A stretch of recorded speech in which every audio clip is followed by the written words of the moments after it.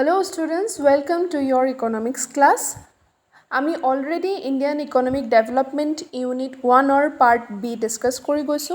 তোমালোকে সকলোৱে হয়তো এই ভিডিওটো চাইছা, বুজিবলৈ ট্ৰাই কৰিছা। And আজি আমি start কৰিম Indian Economic Development Unit 1 Part C আৰু আমাৰ আজিৰ টপিক হ'ব মুখ্য অৰ্থনৈতিক খণ্ডসমূহৰ অৱস্থাৰ বিষয়ে পঢ়িম।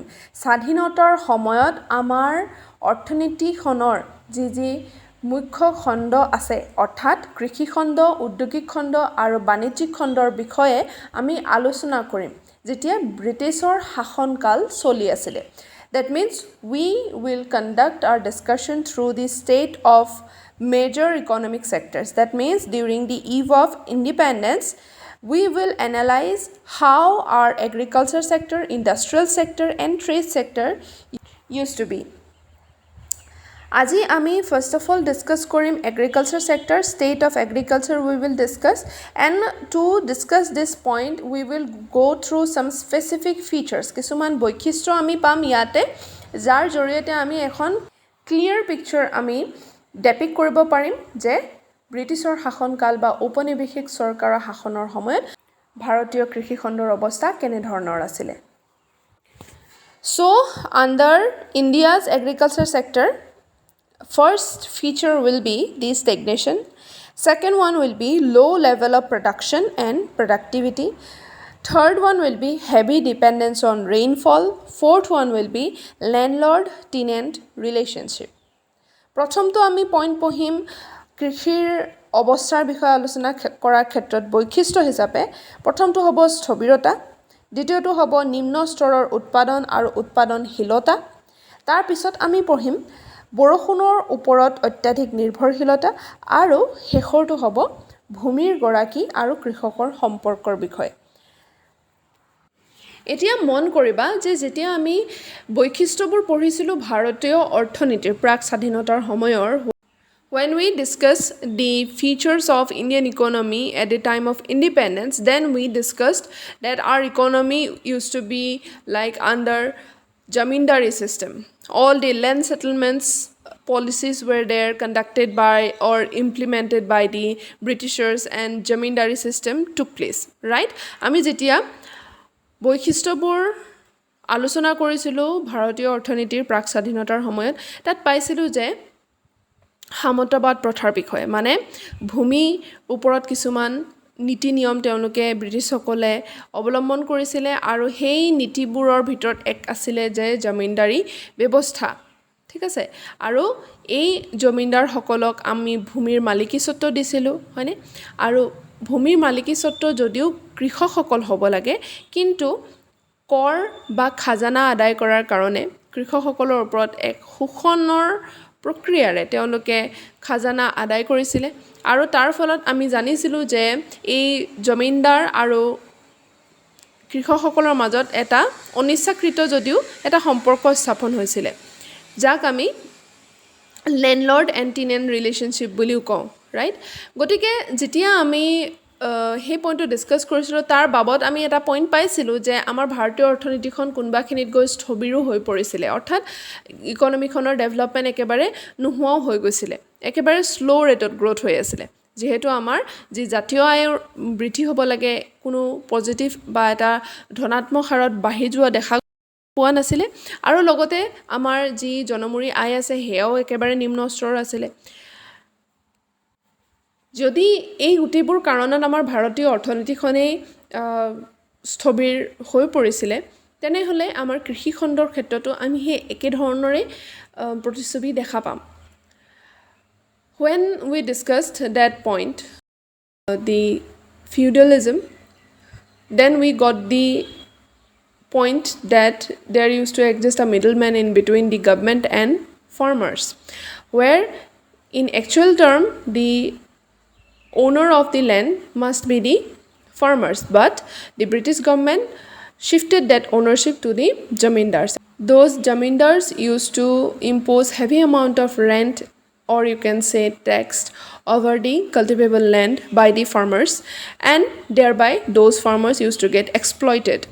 And the economic status of those farmers deteriorated, and you can say they faced a lot of economic crisis also for survival. And as a result of that, we also got a point that our economy converted into a stagnant one. That means the economy which is growing at a very low rate. So that 2 point, if you understand, সেই দুটা point যদি তোমালোকে বুজি পাইছা, then you can easily cope up with the point that we are going to discuss now under agricultural sector and with its stagnation point. The main occupation of Indian mass was agriculture sector during those days, while there was British rule. ভাৰতৰ জনসাধাৰণৰ প্ৰায়ভাগেই কৃষিখণ্ডৰ ওপৰতে নিৰ্ভৰশীল আছিল নিজৰ কৰ্মসংস্থাপনৰ বাবে। And even ক'ব পৰা যায় যে 70% বা 70% যি জনসাধাৰণ আছিলে আমাৰ দেশৰ, তেওঁলোক কৃষিখণ্ডৰ ওপৰতে নিৰ্ভৰ কৰিছিলে। আৰু যিহেতু কৃষিখণ্ডৰ ওপৰত এটা বৰ বেয়া পৰিস্থিতিৰ সৃষ্টি হৈছিলে, সেয়া হৈছিলে আমাৰ ভূমিৰ যি দখল ব্যৱস্থা আছিলে, লেণ্ড টেনিয়ৰ ছিষ্টেম আছিলে, য'ত আছিলে কি এজন লেণ্ডলৰ্ড, যাক ব্ৰিটিছৰসকলে সেই অ'নাৰশ্বিপ ৰাইট দি দিছিলে ভূমিৰ, আৰু কৃষকসকলে তেওঁলোকক খাজানা আদায় কৰিব লগা হৈছিলে, আৰু এক প্ৰকাৰে শোষিত হৈছিলে কৃষকসকল, যাৰ ফলত তেওঁলোকৰ উন্নতি সাধন হোৱাটো অসম্ভৱেই হৈ পৰিছিল। সেই কথাটোৰ বিষয়ে আমি ভালকৈ বুজি পাওঁ যেতিয়া আমি বেকৱাৰ্ডনেছ আৰু ষ্টেগনেশ্যনৰ কাৰণ পঢ়িছিলোঁ। গতিকে আমাৰ ভাৰতীয় যি কৃষিখণ্ড আছিলে, সেয়া নিৰ্ঘাত স্থবিৰ হৈ পৰিছিলে, ষ্টেগনেণ্ট হৈ পৰিছিলে। কাৰণ কিয়? যে কৃষকসকলে যি উপাৰ্জন কৰে তাৰ পৰা সৰহভাগেই তেওঁলোকে খাজানাৰ ৰূপত আদায় কৰিব লগা হৈছিলে ব্ৰিটিছ চৰকাৰক, আৰু তাৰ বিনিময়ত কিন্তু ব্ৰিটিছ চৰকাৰে কোনো ধৰণৰ ধ্যানেই দিয়া নাছিলে কৃষিখণ্ডটোৰ উন্নতি সাধন কৰিবৰ কাৰণে, বা নতুন প্ৰযুক্তি বা নতুন আধুনিক পদ্ধতিৰ দ্বাৰা কৃষিকাৰ্য সম্পাদন কৰিবৰ বাবে কোনো ধৰণৰ কৌশল অৱলম্বন কৰা হোৱা নাছিলে। মাত্ৰ ইণ্টাৰেষ্টেড আছিলে খাজানা কালেক্ট কৰাত, ঠিক আছে। আৰু জমিনদাৰসকলক সেইকাৰণে তেওঁলোকে ইনষ্টল কৰিছিলে তাত। আৰু অৱশেষত আমাৰ গোটেই কৃষিখণ্ডটোৱে স্থবিৰ হৈছিলে, মানে কৃষিখণ্ডটোৰ উন্নতি একেবাৰে ৰৈ গৈছিলে। আৰু যদি কৃষিখণ্ডটোৱে মুখ্য মাধ্যম হয় দেশখনৰ জনসাধাৰণৰ জীৱন নিৰ্বাহৰ বাবে, আৰু সেই খণ্ডটোৱে যদি স্থবিৰতাত ভুগিব লগা হয়, তেতিয়াহ'লে আমি নিশ্চয়কৈ অনুমান কৰিব পাৰিছোঁ যে আমাৰ দেশখনত বসবাস কৰা জনসাধাৰণৰ অৱস্থা কিমান বেয়া আছিলে। Agriculture was the main activity of the people at the time of independence, and the total contribution to our national income through this agriculture sector was 58.7%. And although even this sector is the prime sector for occupation for the Indian people, but even then this sector is suffering through the problem of stagnation. And to justify this point, we can say there are two responsible factors behind this stagnation of our agriculture sector. First point, we can say the exploitation of the tillers in the hands of zamindars to a maximum possible extent. And second one, we can say use of old and outdated techniques of production. স্বাধীনতাৰ সময়ত আমাৰ কৃষিয়ে আছিল জনসাধাৰণৰ প্ৰধান জীৱিকা, আৰু কৃষিখণ্ডই ভাৰতীয় জাতীয় আয়লৈ 58.7% বৰঙণি আগবঢ়াইছিলে। যদিও আমাৰ কৃষিখণ্ডটোৱেই আছিলে মুখ্য খণ্ড, যাৰ জৰিয়তে দেশখনৰ জনসাধাৰণে নিজৰ জীৱিকা বা জীৱন নিৰ্বাহ কৰাৰ সুবিধা পাইছিলে, কিন্তু ব্ৰিটিছৰ শাসন কালছোৱাৰ সময়ত আমি ভাৰতীয় কৃষি অৱস্থাটোত দেখা দিয়া এই স্থবিৰতাৰ সমস্যাটোৰ বাবে দায়ী দুটা প্ৰধান উপাদানক আঙুলিয়াই দিব পাৰোঁ। প্ৰথমটো কৈছে যে সৰ্বাধিক সাম্ভাব্য পৰিসৰলৈ এই জমিনদাৰসকলে যে খেতিয়কসকলক শোষণ কৰিছিলে খাজানা আদায় দিয়াৰ মাধ্যমেৰে, সেইটো এটা কাৰণ হিচাপে আমি দৰ্শাব পাৰোঁ কৃষিখণ্ডটো স্থবিৰ হোৱাত। আৰু লগতে হৈছে যে পুৰণি আৰু অকামিলা যি উৎপাদনী কৌশলৰ ব্যৱহাৰ কৰা হৈছিলে কৃষকসকলৰ দ্বাৰা, সিও আমাৰ কৃষিখণ্ডটোক স্থবিৰ কৰি ৰাখিছিলে। কাৰণ কেলৈ কোনো ধৰণৰ আধুনিক প্ৰযুক্তি বা কৌশলৰ কোনো অৱলম্বন কৰা হোৱা নাছিলে, ব্যৱহাৰ কৰা হোৱা নাছিলে, যাৰ কাৰণে আমাৰ কৃষিখণ্ডটোৰ উন্নতি সাধন হয় ইয়াৰ পিছৰটো বৈশিষ্ট্য পাম আমি নিম্ন স্তৰৰ উৎপাদন আৰু উৎপাদনশীলতা low level of production and productivity ভাৰতৰ কৃষিৰ উৎপাদন ইয়াৰ চাহিদাতকৈ সদায় কম আছিলে মানে যোগান কৃষি খণ্ডৰ ফালৰ পৰা সদায় নিম্ন স্তৰৰ আছিলে Agricultural production in India was less than its demand. That is the meaning of this sentence says that always the need of our Indian mass regarding all those agricultural goods and commodities, as you can say, used to show us a less supply than the demand. আৰু এই যে দ্ৰব্য আৰু সামগ্ৰীৰ যি নাটনি ভুগিছিলে ভাৰতীয় অৰ্থনীতি সেই সমস্যা আৰু গভীৰ হৈ পৰিছিলে যেতিয়া দেশ বিভাজন হৈছিলে এই দেশ বিভাজনৰ কাৰণে ভাৰতীয় কৃষি উৎপাদন আৰু অধিক পৰিমাণে নিম্নগামী হৈছিল কিয়নো অধিক হাৰুৱা আৰু জলপ্লাবিত যিবোৰ ভূমি আছিলে সেই গোটেইবোৰ পাকিস্তানৰ দখলত পৰিছিলে What we can understand with this sentence is that India's agricultural production received a further setback due to country's partition. The reason is that highly irrigated and fertile land went to Pakistan. আমি যদি নিম্ন স্তৰৰ উৎপাদন বা low level of প্ৰডাকশ্যনৰ কিছুমান সমীক্ষা চাব বিচাৰোঁ বা কিছুমান ষ্টেটিষ্টিকেল প্ৰুফ চাব বিচাৰোঁ then we can say that it produced only 508 lakh tons in 1947-48 of food grains as against the present level of 2574 lakh ton in 2012. Only 13 crore hectare of land was under cultivation during those days.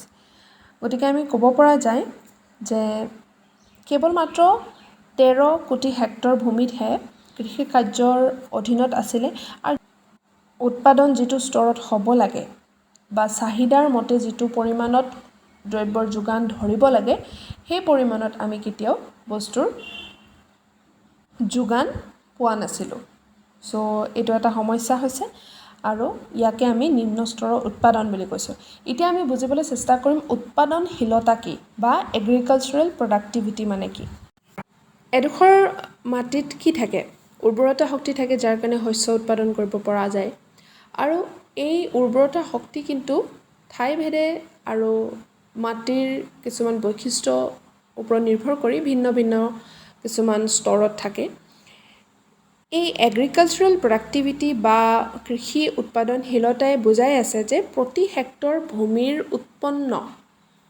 যিটো হাৰত হ'ব লাগে মানে yield per hectare of land the meaning of agricultural productivity is yield মানে output মানে চূড়ান্ত দ্ৰব্যটো যিটো আমি উৎপাদন কৰিবলৈ গৈ আছোঁ ঠিক আছে ইল্ড মানে আউটপুটক কোৱা হৈছে সো সেই ইল্ড পাৰ হেক্টৰক বুজায় এগ্ৰিকালচাৰেল প্ৰডাক্টিভিটিয়ে Suppose ধৰি লোৱা এগ্ৰিকালচাৰেল প্ৰডাক্টিভিটি বা কৃষি উৎপাদনশীলতা মানে প্ৰতি হেক্টৰত ভূমিৰ উৎপন্ন হ'ব লাগে এডোখৰ মাটিত যেনিবা 10 কেজি ৰাইচ সাপোজ আৰু যদি তাতকৈ কম হাৰত উৎপন্ন হৈছে যদিও সেই মাটিডোখৰৰ পটেনশিয়ালিটি আছে 10 কেজি ৰাইচ প্ৰডিউস কৰিব পৰা তাক আমি লো এগ্ৰিকালচাৰেল প্ৰডাক্টিভিটি বুলি বুজি পাম মানে নিম্ন হাৰৰ কৃষি উৎপাদনশীলতা বুলি বুজি পাম আৰু ভাৰতৰ ক্ষেত্ৰত সেই সময়ত কিন্তু এই এগ্ৰিকালচাৰেল প্ৰডাক্টিভিটিটো ভেৰি লো আছিলে মানে নিচেই কম হাৰত আছিলে কৃষিৰ উৎপাদনশীলতা মানে প্ৰতি হেক্টৰ মাটিৰ বাবদ যিটো উৎপাদন পাব লাগে সেই উৎপাদনটো নাপায় তাতকৈ কম পৰিমাণত পায় যেনেকৈ মই এতিয়া কৈছোঁ প্ৰতি হেক্টৰ যদি 10 কেজি ৰাইচ প্ৰডিউস কৰিব পৰা পটেনশিয়ালিটি থাকিব লাগে তাত হয়তো 8 বা 7 কেজিহে পাইছিলে বাকীখিনি পোৱা নাছিলে ঠিক আছে আৰু এইটো এটা সমস্যা আছিলে ভাৰতীয় অৰ্থনীতিখনৰ কৃষি খণ্ডত It was mainly because of various systems of land settlements introduced by the colonial government and besides we can also say low level of technology is responsible lack of irrigation facilities and negligible use of fertilizers were other factors responsible for the dismal level of agricultural productivity আমি এই কৃষিৰ উৎপাদনশীলতাৰ যি নিম্ন স্তৰৰ সমস্যা তাৰ কাৰণে কিছুমান কাৰণ আমি দৰ্শাব পাৰোঁ ইয়াৰ ভিতৰত আমি প্ৰধান কাৰণ হিচাপে ক'ব পাৰোঁ ঔপনিৱেশিক চৰকাৰে প্ৰৱৰ্তন কৰা বিভিন্ন ভূমি বন্দোবস্তৰ যি ব্যৱস্থাসমূহ লৈছিলে সি এটা দায়বদ্ধ কাৰণ আছিলে।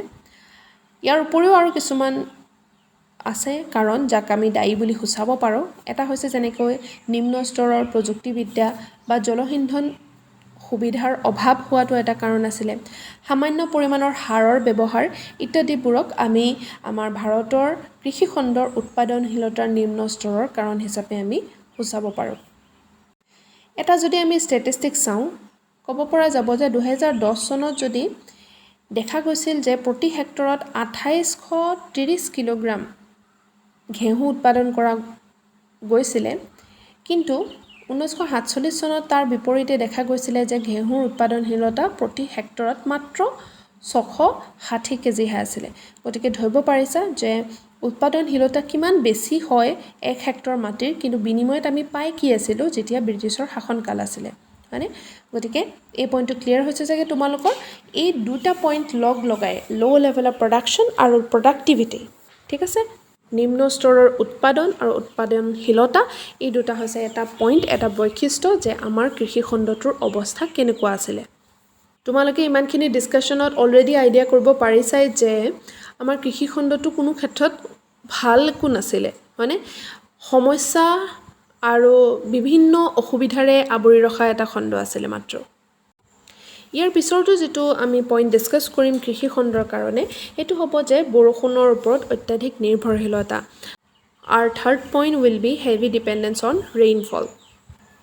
যিহেতু আমাৰ ভাৰতৰ জলসিঞ্চন ব্যৱস্থাৰ উন্নতি সাধন ইমান এটা উচ্চ মানদণ্ডত বা উচ্চ হাৰত বৃদ্ধি পোৱা নাছিল, বা ব্ৰিটিছসকলে চাবলৈ গ'লে বৰ ভালকৈ মনোযোগো দিয়া নাছিলে জলসিঞ্চন ব্যৱস্থাৰ উন্নতি সাধন কৰাটোত, সেইকাৰণে আমাৰ কৃষকসকলে কৃষিকাৰ্য সম্পাদন কৰিবৰ কাৰণে বৰষুণৰ ওপৰত নিৰ্ভৰশীল হ'ব লগাত পৰিছে। যদি চৰকাৰ এখনে জলসিঞ্চনৰ ব্যৱস্থা কৰিব নোৱাৰে, তেতিয়াহ'লে দেখা যায় যে ছমাহ খেতি কৰি ছমাহ কৃষকসকল বহি থাকিব লগাত পৰে, আৰু যাৰ কাৰণে তেওঁলোকৰ উপাৰ্জনৰ পথবোৰ একেবাৰে মৰি যায়। ভাৰতীয় কৃষি পদ্ধতি বৰষুণৰ ওপৰত অত্যাধিক নিৰ্ভৰশীল আছিলে, আৰু ব্ৰিটিছৰ শাসনকালত কৃষি উন্নয়নৰ বাবে কোনো স্থায়ী জলসিঞ্চনৰ ব্যৱস্থা হোৱা নাছিল। ইয়াৰ পিছৰটো পইণ্ট আমি পঢ়িম যে লেণ্ডলৰ্ড টিনেণ্ট ৰিলেশ্যনশ্বিপ, মানে ভূমিৰ গৰাকী আৰু কৃষকৰ সম্পৰ্ক এটা বৈশিষ্ট্য হিচাপে পাম কৃষিখণ্ডটোত। আমি অলৰেডি জানি আহিছোঁ যে ভূমি বন্দোবস্ত ব্যৱস্থা বা ভূমি দখল ব্যৱস্থা, যাক লেণ্ড টেনিয়ৰ ছিষ্টেম বুলি কৈ আহিছিলোঁ, সেই ব্যৱস্থাটোৱে বা সেই ছিষ্টেমটোৱে কৃষকসকলক বিভিন্ন ৰূপে অসুবিধাত পেলাইছিলে। যেনেকৈ ব্ৰিটিছসকলে জমিনদাৰসকলৰ অৱস্থিতি আনি দিলে, ভূমিৰ মালিকী স্বত্ব তেওঁলোকক দি দিলে, আৰু তাৰ ফলত কি কৰিলে যে খাজানা আদায় কৰিবৰ কাৰণে জমিনদাৰসকলক দায়িত্ব দিয়া হৈ গ'ল, আৰু এই ৰেণ্ট বা খাজানা কৃষকসকলে আদায় কৰোঁতে হয়তো কোনোবাখিনিত তেওঁলোকৰ নিজৰ উন্নতি বা কৃষিখণ্ডটোৰ উন্নতি কৰাটো একেবাৰে পিছ পৰি গৈছিলে, আৰু তেওঁলোক চাবলৈ গ'লে নিজৰ অৰ্থনৈতিক যি পৰিস্থিতি আছিলে, বাতাবৰণ আছিলে তেওঁলোকৰ নিজৰ সুকীয়া জীৱনতো, সেয়াও একেবাৰে নিম্ন স্তৰৰ আছিলে। তেওঁলোক বহুত অভাৱ অনাটনত থাকিব লগাত পৰিছিলে। During the British rule, the honours of land, যাক আমি মালিক বুলি কৈ আছোঁ ভূমিৰ, যাক লেণ্ডলৰ্ড বুলি নাম দিয়া হৈছে, অৰ্থাৎ জমিনদাৰ বুলিও ক'ব পৰা যায়, were not the actual tillers of the soil. তেওঁলোক কিন্তু প্ৰকৃত খেতিয়ক নাছিলে ভূমিৰ। এই বস্তুটো ভালকৈ বুজিবলৈ চেষ্টা কৰিবা যে ব্ৰিটিছসকলে যাক মাটিৰ মালিকী স্বত্ব দি থৈছিলে, যাক আমি জমিনদাৰ বুলি কৈ আছোঁ, তেওঁলোক কিন্তু প্ৰকৃত খেতিয়ক নাছিলে। টিলাৰ মানে কৃষকসকলক ঘুচাই আছে, টিনেণ্ট মানেও কৃষকেই। গতিকে একচুৱেল টিলাৰ তেওঁলোক নাছিলে বা খেতিয়ক নাছিলে। They were crop sharers and seldom shared the cost of output, and they always remain interested to collect maximum land revenue from the farmers. ব্ৰিটিছৰ শাসনকালত ভূমিৰ গৰাকীসকল প্ৰকৃততে কৃষক নাছিলে, তেওঁলোকে গৰাকী হিচাপে উৎপাদনৰ অংশহে মাত্ৰ লাভ কৰিছিলে, কিন্তু উৎপাদনৰ হকে হোৱা কোনো ধৰণৰ ব্যয় বহন মানে আমি কৃষিকাৰ্য সম্পাদন কৰিবৰ কাৰণে যি শস্য ৰোপণ কৰিব লগা হয়, সাৰ আনিব লগা হয় বা বিভিন্ন ধৰণৰ কাম কাজ যি কৃষিখণ্ডৰ সৈতে জড়িত হৈ থাকে, সেই গোটেইখিনি যি খৰচ বহন কৰিব লগা হয়, সেয়া কিন্তু এই খাজানা প্ৰাপ্ত কৰা এই লেণ্ডলৰ্ড বা জমিনদাৰসকল বা ভূমিৰ মালিকসকলে কিন্তু কেতিয়াও কোনো ধৰণৰ ব্যয় বহন কৰা নাছিলে। সেইখিনি আকৌ একে প্ৰকাৰে তোমাৰ কৃষকসকলেই কৰিব লগাত পৰিছিলে। গতিকে সেইটো এটা পৰিস্থিতি আছিলে যে ব্যয় বহনো তেওঁলোকে নকৰিছিল। অন্যহাতে ভূমিৰ গৰাকী শ্ৰেণীয়ে মানে এই জমিনদাৰসকলে কৃষকসকলৰ পৰা সৰ্বাধিক খাজানাহে আদায় কৰিছিলে। গতিকে ইয়াত আমি স্পষ্ট কৰিব পাৰোঁ যে শোষণৰ কথাটো, তেওঁলোকক শোষণ কৰা হৈছিলে, এক্সপ্লইট কৰা হৈছিলে কৃষকসকলক। আৰু ইয়াৰ ফলাফল হিচাপে আমি কি পাওঁ, কনচিকুৱেঞ্চ হিচাপে এই লেণ্ডলৰ্ড টেনেণ্ট ৰিলেশ্যনশ্বিপ বা ভূমিৰ গৰাকী আৰু কৃষকৰ সম্পৰ্কৰ মাজত এই ব্যৱস্থাৰ অধীনত প্ৰকৃত কৃষকসকল ভূমিহীন শ্ৰমিকলৈ অৱনমিত হৈছিল। ইয়াৰ অৰ্থ হৈছে যে the actual tillers of the soil were reduced to the status of landless laborers. যিসকল প্ৰকৃত কৃষক আছিলে তেওঁলোক কিন্তু ভূমিহীন, তেওঁলোকৰ মাটি থাকিও তেওঁলোক মাটিৰ মালিকীস্বত্ব নোহোৱা যিহেতু হৈ গৈছিলে, সেইটো কাৰণে তেওঁলোকক আমি নাম দিছোঁ কি বুলি, যে ভূমিহীন শ্ৰমিক বুলি। Farmers were forced to grow commercial crops from traditional crops like wheat and rice etc. Commercial crop মানে যিবোৰ আমাৰ বাণিজ্যিক শস্য হ'ব, ইণ্ডিগো এটা হয় তাৰ উদাহৰণ হিচাপে, আৰু সেইবোৰ উৎপাদনৰ ক্ষেত্ৰতহে ব্ৰিটিছসকলে বেছি জোৰ দিছিল। কৃষকসকলক পৰম্পৰাগত শস্যৰ উৎপাদনৰ ঠাইত বাণিজ্যিক শস্য উৎপাদন কৰিবলৈ বাধ্য কৰা হৈছিলে। গতিকে ইমানবোৰ শোষণ বা এক্সপ্লইটেশ্যনৰ পিছতো কিন্তু আমাৰ খেতিয়কসকলৰ ওচৰত যিহেতু বিকল্প কোনো জীৱিকাৰ ব্যৱস্থা নাছিলে, সেইটো কাৰণে তেওঁলোক কৃষিখণ্ডৰ সৈতে জড়িত হৈ আছিলে। গতিকে এইখিনি হৈছে কৃষিখণ্ডৰ অৱস্থাৰ ওপৰত বিৱৰণ। আজি আমাৰ ছেশ্যনটো ইয়াতে সমাপ্ত কৰিম আৰু আমাৰ নেক্সট ছেশ্যনৰ পৰা আমি ইণ্ডিয়ান ইকনমিক ডেভেলপমেণ্ট ইউনিট 1ৰ পাৰ্ট D ষ্টাৰ্ট কৰিম। Thank you students.